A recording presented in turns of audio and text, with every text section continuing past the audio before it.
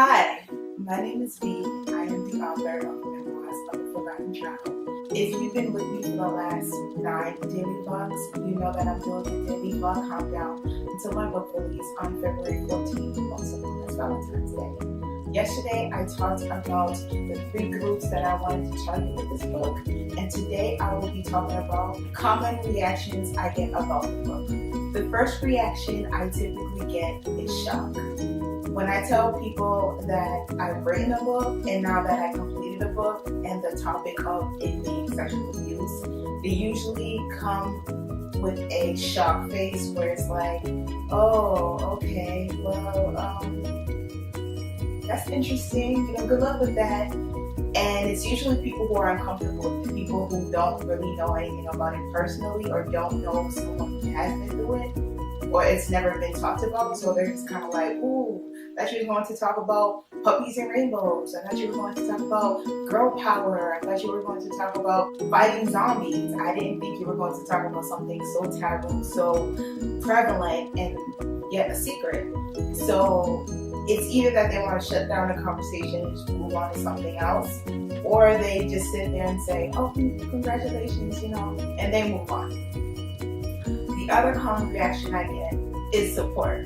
And most people who do support it are either survivors or people who've been through things, but not necessarily sexual abuse. So these are people who themselves haven't actually talked about their abuse, or they have conquered it and they have processed it and they're fully healed and they move on and they do spectacular things with their life. These tend to be the people who are more supportive, the people who do want to talk about it, the people who do want to spread the word. And the other group of people, like I said, who haven't been through anything like sexual trauma, but they have been through things in their life. Maybe it was teen pregnancy, maybe it was abusive relationship, maybe it was reckless teenage life or early adulthood. They're the ones who tend to want to talk about it. They're the ones who tend to want to know specifics because they know life outside of the 2.5 kids, picket fence, and a dog named Lassie. Like, they know the other parts of life, the adversities, the atrocities, the hardships. So they don't want something that is clean and cut and typical. They want something that reflects what they have been through. So those tend to be the people who really do support it and who really are interested in the book. Nervousness. A lot of people tend to be even more nervous than I am. Like, when I have conversations about it, I'm pretty level-headed. I don't really get out of character often, but when I do talk about the book and what's it about, I get some type of nervousness from some people where it's like, it's usually from the people who don't really want to talk about the topic, so they're shocked and they're just like, oh, okay, next topic. It tends to be from them, the nervousness, like, oh my God, can you talk about this? And I'm like, you can, and I am, but it seems to be the type of nervousness, like, this is not supposed to be said, this is, not what society wants, you're supposed to keep it very clean, very cut, these things are supposed to be behind closed doors, what are you doing? This is not necessarily a topic that people want to hear about. Can't you just get over it? Can you just not talk about it? Can't just get it somewhere? You have to move on. It tends to be that. Of course, it's not said, but the facial expression is everything. You've been watching my videos, my face says a lot of things that I don't personally say. So other people are, expressive too, and 90% of body language, most of us get cues from the unspoken, how your body is, how your facial expression is. So I do tend to pick up on the nervousness when I do talk about my book from some people. And elated. Some people really get excited, like more excited than I am. Like, I'm excited about it.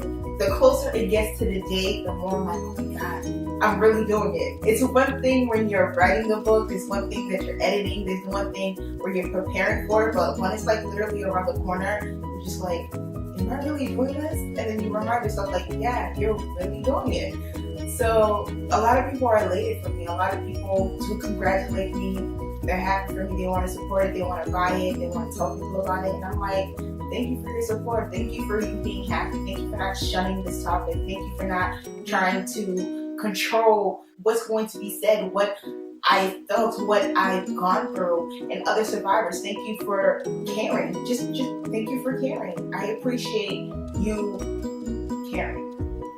So I like the fact that people are elated about it. I like the fact that people don't want to keep it taboo, don't want to keep it a secret. People are ready to walk in their truth, own their truth, speak their truth. So I tend to get that more often than the nervousness and shock. Excitement. I tend to get people who are very excited.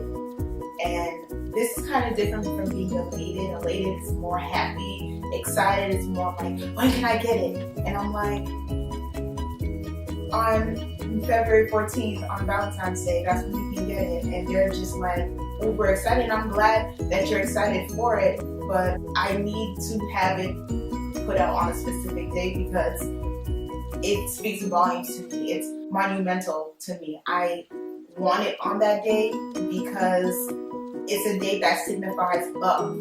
And most people look, when it comes to love, outside of themselves. They're looking for a partner, they're looking for a friend, they're looking for something outside of themselves. No one really says, when you love, what do you love? Who do you love? People think of their family, their friends, their celebrities, whatever, but not a lot of people say themselves. And I want this Valentine's Day for people to love themselves.